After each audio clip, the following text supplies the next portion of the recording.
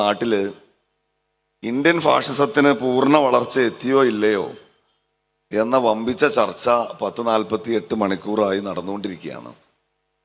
Fascist വിരുദ്ധ പോരാട്ടം ഞങ്ങളങ്ങ് ഒറ്റയ്ക്ക് എടുത്തു പൊക്കിയേക്കാം എന്ന് പറഞ്ഞവർ മിനിഞ്ഞാന്ന് പുലർച്ചെ മുതൽ എടുത്തു പൊക്കാൻ ഇവിടെ ഫാഷിസം എവിടെ എന്ന് ചോദിക്കാൻ തുടങ്ങിയിരിക്കുന്നു.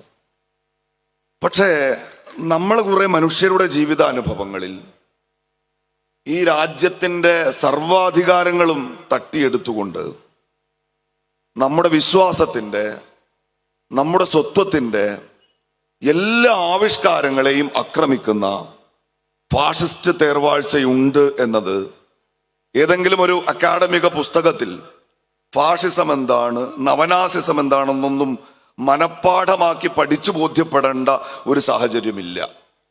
സമ്പൂർണമായും നമ്മുടെ അവകാശങ്ങൾക്ക് നേരെ ഇന്ത്യയിലെ ഫാഷിസത്തിന്റെ, ഇവിടുത്തെ തീവ്ര വലതുപക്ഷത്തിന്റെ കൈകൾ നീണ്ടുവന്നിരിക്കുന്നു എന്ന് ബോധ്യപ്പെടുമ്പോഴാണ് ഇത്തരത്തിലൊരു സമരം നമുക്ക് സംഘടിപ്പിക്കേണ്ടി വരുന്നത്. ഈ സമീപകാലത്ത് നമ്മുടെ രാജ്യത്ത് നമ്മൾ കാണുന്ന പ്രധാനപ്പെട്ട ഒരു സംഗതി, ഈ രാജ്യത്ത് RSSന് ദളിതരെ, പിന്നോക്കക്കാരെ, സമൂഹത്തിലെ ഭൂരിഭാഗം വരുന്ന അടിത്തട്ട് മനുഷ്യരെ, കീഴാളരെ എല്ലാ കാലത്തും അടിമകളായി കാണുന്ന ഒരു വ്യവസ്ഥ ഉണ്ടാക്കുന്നതിന് വേണ്ടി, ഒരു സാമൂഹ്യ വ്യവസ്ഥ സ്ഥാപിക്കുന്നതിന് വേണ്ടിയുള്ള പോരാട്ടത്തിൽ സംഘപരിവാർ നേരിട്ട എക്കാലത്തെയും വലിയ ഒരു പ്രതിസന്ധി ഉണ്ട്. അവർക്ക് ഇവിടുത്തെ ബഹുഭൂരിപക്ഷം ജനങ്ങളുടെ പിന്തുണ ഒരു ഭാഗത്ത് ആവശ്യമായി വരുമ്പോൾ തന്നെ മറുഭാഗത്ത് അവർ ഉയർത്തിപ്പിടിക്കുന്നത് ഈ രാജ്യത്തിന്റെ ജനസംഖ്യയുടെ 10% താഴെ വരുന്ന രാജ്യത്തെ സവർണ മേധാവിമാരുടെ, ഞാനേതെങ്കിലും സമുദായത്തെ ഉദ്ദേശിച്ചിട്ടല്ല, ഒരു രാഷ്ട്രീയ വിവക്ഷ എന്ന നിലക്ക് ജനസംഖ്യയിൽ 10% താഴെ മാത്രം വരുന്ന ആളുകളുടെ താല്പര്യം ഒരു ഭാഗത്ത് സംരക്ഷിക്കണം, മറുഭാഗത്ത് ഇന്ത്യയുടെ ജനാധിപത്യത്തിനകത്ത് രാഷ്ട്രീയ അധികാരം നേടുന്നതിന് വേണ്ടി ബഹുഭൂരിപക്ഷം ആളുകളുടെ പിന്തുണ വേണം. ഈ വലിയ വൈരുദ്ധ്യത്തെ ഇന്ത്യൻ ഫാഷിസത്തിന് മറികടക്കാൻ കഴിഞ്ഞു എന്നതിന്റെ തെളിവാണ് 2014 മുതൽ നമ്മൾ കാണുന്നത്. വളരെ തീവ്രമായ, ഉന്മാദ സമാനമായ ഒരു ദേശീയതയുടെ അടിസ്ഥാനത്തിൽ അവർ ഈ രാജ്യത്തെ ബഹുഭൂരിപക്ഷം വരുന്ന മനുഷ്യരെ അവരുടെ രാഷ്ട്രീയത്തിന്റെ പുറകിൽ അണിനിരത്തിയിരിക്കുന്നു. അവിടെ ജാതീയതയെ മറച്ചു വെക്കണം, ദളിതനുഭവിക്കുന്ന അരികുവൽക്കരണത്തെ മാറ്റി നിർത്തണം, ഇവിടുത്തെ പിന്നോക്കക്കാരുടെ അവകാശങ്ങളെ RSS കവർന്നെടുക്കുന്നു എന്ന യാഥാർത്ഥ്യത്തെ മറച്ചു വെക്കണം. അതിന് ഈ പറയുന്ന വൈരുദ്ധ്യങ്ങളെ ആകെ മറികടക്കുന്ന ഒരു തീവ്ര ഹിന്ദുത്വ രാഷ്ട്രീയ അജണ്ട അവർക്ക് സൃഷ്ടിക്കണം. അതിനവർക്കൊരു ശത്രു വേണമായിരുന്നു. ആ ശത്രുവിനെ വളരെ കൃത്യമായി 1925 RSS സ്ഥാപിക്കപ്പെട്ട കാലത്ത് തന്നെ എണ്ണി അവർ നിർവചിച്ചിട്ടുണ്ട്. അതിലൊന്നാമത്തെ ശത്രുവിനെ പ്രതിസ്ഥാനത്ത് നിർത്തിക്കൊണ്ട് കഴിഞ്ഞ ഒരു 10 പതിറ്റാണ്ട് കാലമായി, അതിനു മുൻപേ അതുള്ളപ്പോൾ തന്നെ കഴിഞ്ഞ ഒരു 10 പതിറ്റാണ്ട് കാലമായി നമ്മുടെ രാജ്യത്ത് അഗ്രസീവായി, അക്രമോത്സുകമായി അവരത് നടപ്പാക്കുന്നു. പൗരത്വം ഒരു നിലയ്ക്കും ഇന്ത്യ പോലെ ഒരു ജനാധിപത്യ മതേതര രാജ്യത്ത് മതത്തിന്റെ അടിസ്ഥാനത്തിൽ നിർവചിക്കപ്പെട്ടുകൂടാത്ത പൗരാവകാശങ്ങൾക്ക് അവർ മതത്തിന്റെ നിറം കൊടുത്തു. എന്നിട്ടോ ഈ രാജ്യത്ത് 22 കോടിയോളം വരുന്ന, ഈ രാജ്യത്തിന്റെ സ്വാതന്ത്ര്യത്തിന് വേണ്ടി ഉയിര് കൊടുത്ത, ഇന്നു കാണുന്ന ഇന്ത്യയെ സൃഷ്ടിക്കാൻ നിർമ്മാണാത്മകമായ പങ്കുവഹിച്ച ഒരു സമുദായത്തിന്റെ അടയാളങ്ങളെ ഓരോന്നോരോന്നായി ആക്രമിച്ചു കൊണ്ടേയിരിക്കുക. എല്ലാത്തിനോടും ചേർത്ത് ജിഹാദ് എന്ന് പറയുക, തൂക്ക് ജിഹാദ്, പിന്നെ യൂറിൻ ജിഹാദ്, ലവ് ജിഹാദ്, മാർക്ക് ജിഹാദ്, അതിലേക്ക് ഏറ്റവും ഒടുവിൽ അവർ ചേർത്തു വെച്ച ഒരു വാക്കാണ് വഖഫ് ജിഹാദ്. വഖഫ് എന്ന് വെച്ചാൽ രാജ്യത്തിന്റെ ഭരണഘടനയെ സാക്ഷ്യം നിർത്തിക്കൊണ്ട് കേരളത്തിന്റെ ചരിത്രത്തിൽ ആദ്യമായി BJPക്ക് വേണ്ടി കൈ ഉയർത്താൻ പാർലമെന്റിലേക്ക് പോയ കേരളത്തിൽ നിന്നുള്ള BJPയുടെ കേന്ദ്രമന്ത്രി പറഞ്ഞല്ലോ, വഖഫ് ഒരു കിരാതമാണ്. ഇത് പുതിയ കാലഘട്ടത്തിലെ രാഷ്ട്രീയത്തിൽ അവർ കണ്ടെടുക്കുന്ന ഏറ്റവും ഒടുവിലത്തെ ടൂളാണ്. വഖഫ് എന്ന് വെച്ചാൽ ആരാന്റെ ഭൂമി കയ്യേറാൻ ഇവരുണ്ടാക്കിയെടുത്ത ഒരു ഏർപ്പാടാണ്. ഈ രാജ്യത്തുള്ള വഖഫ് ഭൂമി മുഴുവൻ ഇവർ കയ്യേറി പിടിച്ചെടുത്തതാണ് എന്ന നരേഷൻ കൊടുക്കുമ്പോ 2024 ഇന്ത്യയുടെ പാർലമെന്റിൽ ചോദിക്കപ്പെട്ട ഒരു ചോദ്യം, നരേന്ദ്രമോദിയുടെ മന്ത്രിസഭയിലെ അംഗം അതിന് കൊടുത്ത മറുപടി, ഈ രാജ്യത്ത് ആകെ എത്ര വഖഫ് പ്രോപ്പർട്ടികൾ ഉണ്ട്? മന്ത്രിയുടെ മറുപടി, 8,72,000 ഇമ്മൂവബിൾ പ്രോപ്പർട്ടി, 16,000 മൂവബിൾ പ്രോപ്പർട്ടി. എന്ന് വെച്ചാൽ 8,72,000 സ്ഥലം പോലെ, കെട്ടിടം പോലെ ഉള്ളത്. മൂവബിൾ ആയത് 16,000. ആകെ എത്ര ഏക്കർ വഖഫ് ഭൂമിയുണ്ട്? 9 ലക്ഷം ഏക്കർ. അതെവിടെയുണ്ട്? ഇവിടെ പാർലമെന്റിൽ ആ മന്ത്രി കൊടുത്ത മറുപടി, ആ വഖഫ് ഭൂമിയിൽ നേർപാവി ഏതാണ്ട് 4 ലക്ഷത്തിനടുത്ത് വസ്തുവകകൾ അൺനോൺ ആണ്, എവിടെയുണ്ടെന്നറിയില്ല. ഇത് ഭൂമി കയ്യേറ്റത്തിനുള്ള മുസ്ലിം അജണ്ടയാണ് എന്ന് സംഘപരിവാർ പ്രചരിപ്പിക്കുമ്പോ ഈ സമുദായത്തിന്റെ പൂർവികന്മാർ സ്വരുക്കൂട്ടി വെച്ച വഖഫ് സ്വത്തിന്റെ പാതി ഈ രാജ്യത്ത് എവിടെയാണെന്നറിയാത്ത വിധം അപ്രത്യക്ഷമായി കഴിഞ്ഞിരിക്കുന്നു. കേസുള്ളത്, ഉടമസ്ഥാവകാശത്തിൽ തർക്കമുള്ളത് 5% താഴെ മാത്രം. ഇതാണ് അതിന്റെ യാഥാർത്ഥ്യമെന്നിരിക്കെ RSS ഇന്ത്യയിൽ നടപ്പാക്കുന്ന മുസ്ലിം വിരുദ്ധ രാഷ്ട്രീയത്തിന്റെ ആളിക്കത്തുന്ന തീയിലേക്ക് അവർ കൊഴിക്കാനുള്ള അവസാനത്തെ ഇന്ധനമായി അവർ വഖഫിനെ കണ്ടെടുക്കുമ്പോ നമ്മൾ ഒരേ സമയം ഈ രോഗലക്ഷണത്തെയും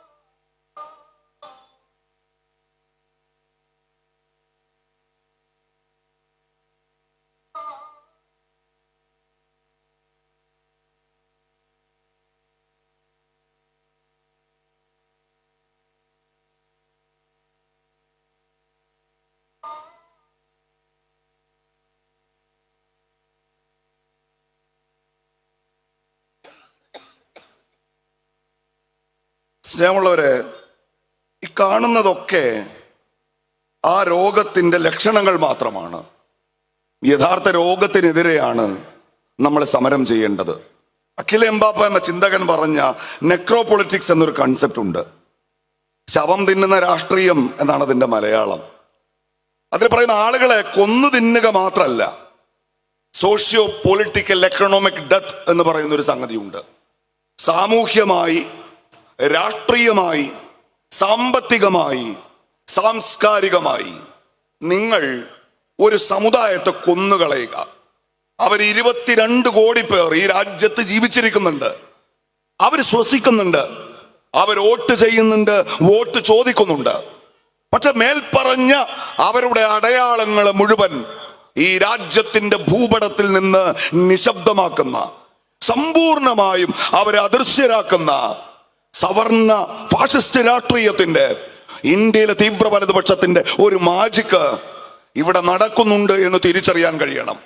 ആ മാന്ത്രിക വിദ്യയിൽ ഒന്ന് മാത്രമാണ് വഖഫിനെതിരെ അവർ നടത്തിക്കൊണ്ടിരിക്കുന്ന ഈ ആക്രമണം. നമ്മൾ യഥാർത്ഥത്തിൽ സമരം ചെയ്യേണ്ടത് ഫാഷിസം എന്ന ഈ രാജ്യത്തെ സമ്പൂർണമായും പിടിച്ചെടുത്തു കഴിഞ്ഞ ഒരു നെറുകേടിനോടാണ് എന്ന ബോധ്യമുണ്ടാവണം. എവിടെയാണ് ചില ആളുകൾ പറയുന്നത് പോലെ ഈ രാജ്യത്തിന് ഫാഷിസം കടന്നു വരാൻ ബാക്കിയുള്ളത്? ഇന്ത്യ ലോകത്തിലെ തന്നെ ഏറ്റവും വലിയ ജനാധിപത്യ വ്യവസ്ഥയുള്ള രാജ്യമാണ്. തൊട്ടടുത്ത് പിറവികൊണ്ട, ഒരേ പാതിരാവിൽ ചരിത്രത്തിന്റെ ഗർഭപാത്രത്തിൽ പിറവികൊണ്ട പാകിസ്ഥാൻ എന്ന രാജ്യം പതിറ്റാണ്ടുകളോളം പട്ടാള ഭരണത്തിലേക്ക് പോയപ്പോ ഇന്ത്യക്ക് ആ ഗതികേടുണ്ടാകാതിരുന്നത് ജനാധിപത്യത്തെ, അതിന്റെ ആത്മാവിൽ ഏറ്റുവാങ്ങിക്കൊണ്ട് നിഷ്പക്ഷമായി ഇന്ത്യ ഉയർത്തിപ്പിടിച്ചു. നമ്മള് അത് ഉറപ്പാക്കിയത് ഈ രാജ്യത്തിന്റെ തെരഞ്ഞെടുപ്പ് വ്യവസ്ഥയുടെ നിഷ്പക്ഷത നമ്മൾ ഉറപ്പാക്കിയത് തെരഞ്ഞെടുപ്പ് കമ്മീഷനുകളിലൂടെ. ഇപ്പോഴോ സുപ്രീം കോടതി പറഞ്ഞു, ഒരാൾ ഇന്ത്യയുടെ പ്രധാനമന്ത്രി, രണ്ടാമത്തെ ആൾ ഇന്ത്യയുടെ പ്രതിപക്ഷ നേതാവ്. രാജ്യത്തിന് ഔദ്യോഗികമായി ഒരു പ്രതിപക്ഷമില്ലെങ്കിൽ ലോക്സഭയിലെ ഏറ്റവും വലിയ പ്രതിപക്ഷ പാർട്ടിയുടെ പാർലമെന്ററി പാർട്ടി ലീഡർ.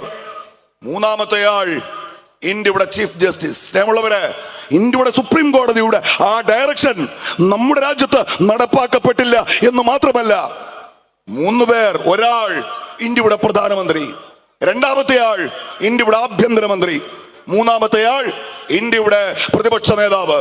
ഇന്ത്യയുടെ പ്രധാനമന്ത്രിയുടെ പേര് നരേന്ദ്രമോദി എന്നാണ്, ഇന്ത്യയുടെ ആഭ്യന്തരമന്ത്രിയുടെ പേര് അമിത്ഷാ എന്നാണ്. ഒരു പച്ചപ്പാതിരാക്ക് രാജ്യത്തെ പ്രതിപക്ഷ നേതാവിന്റെ വിയോജിപ്പിനെ വകവെക്കാതെ അവർ ഇന്ത്യയുടെ തെരഞ്ഞെടുപ്പ് കമ്മീഷനെ തീരുമാനിച്ചു. ജനാധിപത്യത്തിന്റെ 4ാം തൂണാണല്ലോ ഇവിടുത്തെ മാധ്യമങ്ങള്. ആ മാധ്യമങ്ങൾ ഇവിടെ ഇന്ത്യയുടെ ജുഡീഷ്യറിയെ ഏതെങ്കിലും നിലയ്ക്ക് ഒരല്പം പ്രതീക്ഷ ബാക്കി വെക്കുമ്പോൾ പോലും ഇന്ത്യയുടെ ഒരു മുൻ ചീഫ് ജസ്റ്റിസ് പറഞ്ഞത്, ഞാൻ പ്രാർത്ഥിച്ചുകൊണ്ടാണ് ആ വിധി എഴുതിയത് എന്നാണ്. ഇന്ത്യയുടെ ഒരു സംവിധാനത്തിലേക്കും RSS കടന്നുകയറാതെ ഇല്ല എന്ന് നമുക്ക് ബോധ്യപ്പെടാൻ 100 ഉദാഹരണങ്ങൾ നിരത്തി വെക്കാം എന്നിരിക്കെ, ഞാൻ ആദ്യം സൂചിപ്പിച്ചതുപോലെ ഇന്ത്യൻ മതനിരപേക്ഷതയുടെ മൊത്തക്കുത്തക ഏറ്റെടുത്ത ചിലർ ഇന്ത്യയിൽ ഫാഷിസം വന്നോ ഇല്ലയോ എന്ന ചർച്ച കൂടി നടത്തുന്ന ഒരു കാലത്ത്, ഞാൻ ദീർഘമായി സംസാരിക്കുന്നില്ല, ഇത്രയും ഞാൻ പറഞ്ഞത് നിങ്ങൾ ആരും നിരാശരാകാനല്ല.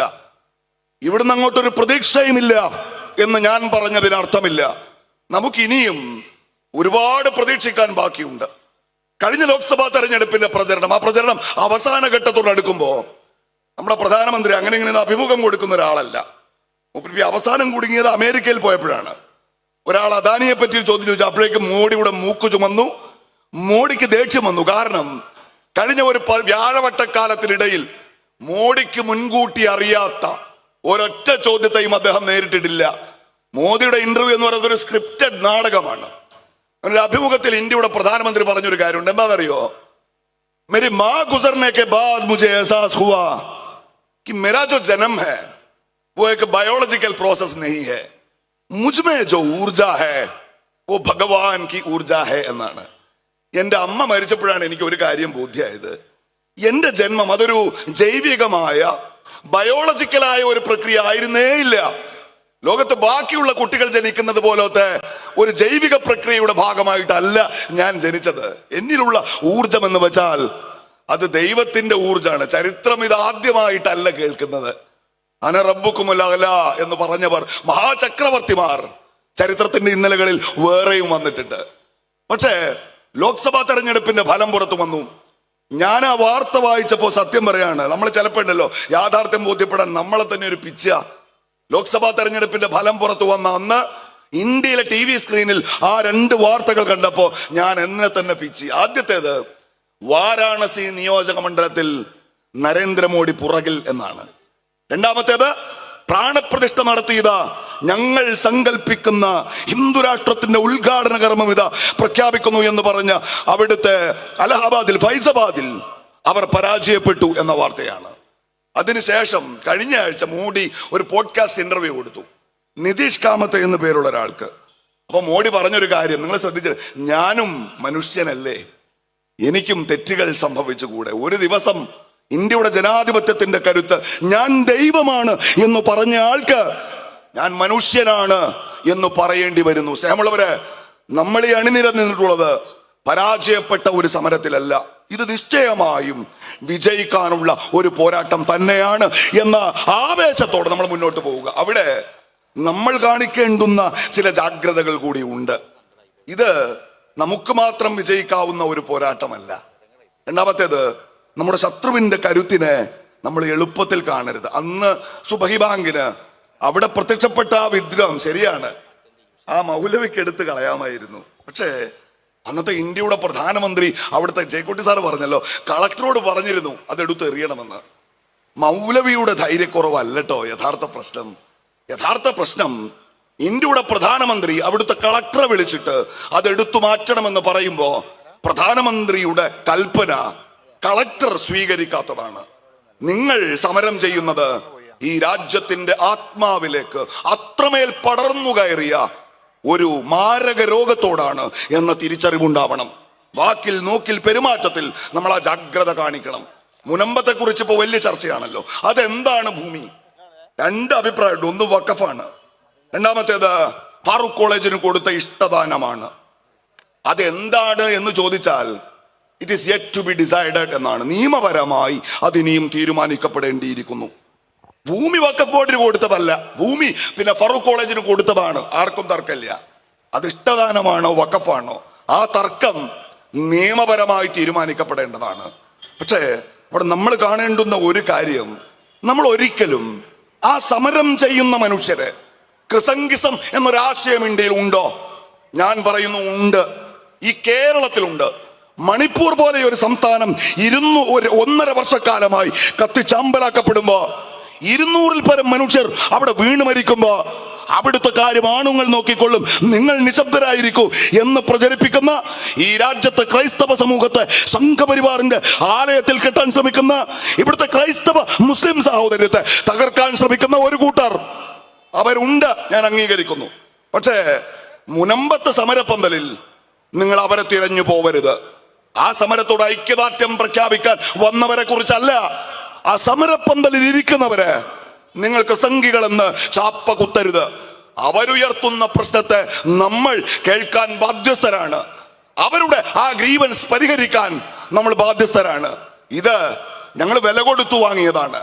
ഞങ്ങളെ തെരുവിലേക്ക് ഇറക്കരുത് എന്ന് നെഞ്ചുപൊട്ടി ഈ രാജ്യത്താരെങ്കിലും പറഞ്ഞാൽ അവരുടെ കണ്ണീര് ആദ്യം കാണാൻ, അവരുടെ തേങ്ങൽ ആദ്യം കേൾക്കാൻ ധാർമ്മികമായ ബാധ്യതയുള്ളവരാണ് നമ്മൾ എന്ന ജാഗ്രതയോടെ ആ വിഷയത്തെ സമീപിക്കാൻ കഴിയണം. അതോടൊപ്പം ഞാൻ അവസാനിപ്പിക്കുന്നു. അസാമാന്യമായ പ്രതീക്ഷയോടെ നമ്മൾ ഒരുമിച്ച് മുന്നോട്ട് പോവുക. നമ്മെ സംബന്ധിച്ചിടത്തോളം ചരിത്രത്തിൽ പ്രതീക്ഷിക്കാൻ ഒരുപാട് ബാക്കിയുണ്ട്. വലിയ നിസ്സഹായതയോടെ ഒരു നിൽപ്പുണ്ട്. പിന്നിൽ ഫറോവയുടെ സൈന്യമുണ്ടായിരുന്നു, മുന്നിൽ ചെങ്കടലുണ്ടായിരുന്നു. ലോജിക്ക് വെച്ച് നമ്മൾ എത്ര ആലോചിച്ചാലും ആ ജനതയും അവരുടെ പ്രവാചകനും അവിടെ മണ്ണോട് ചേരണമായിരുന്നു. പക്ഷേ യുക്തിപരമായി നമുക്ക് ആർക്കും നിർവചിക്കാൻ കഴിയാത്ത ഒരു മഹാത്ഭുതം നടന്നുവെന്ന്, ചെങ്കടല് ഇരുഭാഗത്തേക്കും പിളർന്നു മാറി നിന്നുവെന്ന്, ആ പിളർന്നു മാറി നിന്ന കടലിന്റെ ആഴങ്ങളിലൂടെ ഒരു രാജപാതയിൽ എന്ന വണ്ണം ആ മർദ്ദിതരും അവരുടെ പ്രവാചകനും വിമോചനത്തിന്റെ തീരത്തേക്ക് നടന്നുവെന്ന് ചരിത്രം പറഞ്ഞപ്പോ ചോദ്യങ്ങളൊന്നുമില്ലാതെ അത് വിശ്വസിച്ചവരാണ് നമ്മള്. 2 മലയിടുക്കുകളുടെ നടുവിൽ ഒരു തുള്ളി വെള്ളം എന്നത് അങ്ങേയറ്റത്തെ വന്യമായ പ്രതീക്ഷയിൽ പോലും തെളിയാത്ത ഒരു ഭൂപ്രദേശത്ത് കൈകാലിട്ടടിക്കുന്ന തന്റെ കുഞ്ഞിന് ഒരു നുള്ളു വെള്ളം കിട്ടുമെന്ന പ്രതീക്ഷയിൽ ഹാജർ ബീവി നടന്ന ഒരു നടത്തമുണ്ട്.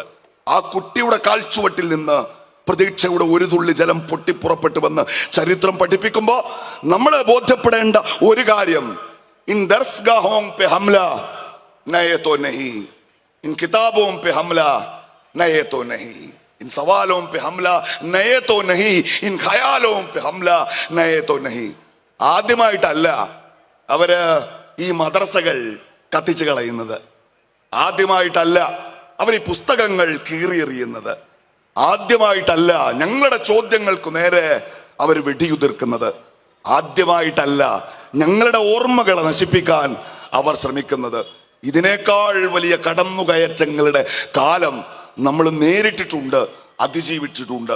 അചഞ്ചലമായ രൂപത്തിൽ ജനാധിപത്യ മതനിരപേക്ഷ ഇന്ത്യയുടെ ആത്മാവിൽ പ്രതീക്ഷയർപ്പിച്ചുകൊണ്ട് വഖഫിന്റെ വിഷയത്തിലായാലും അതല്ലെങ്കിൽ സംവരണത്തിന്റെ വിഷയത്തിലായാലും പൗരത്വത്തിന്റെ വിഷയത്തിലായാലും ഈ രാജ്യത്ത് ഫാഷിസത്തിനെതിരെ നമ്മൾ സംഘടിപ്പിക്കുന്ന പോരാട്ടങ്ങൾ ആകെ ഈ രാജ്യത്തെ ബഹുജനങ്ങൾ ഏറ്റെടുക്കുമാറുള്ള ജാഗ്രതയോടെ ആവേശത്തോടെ നമ്മൾ മുന്നോട്ട് പോവുക.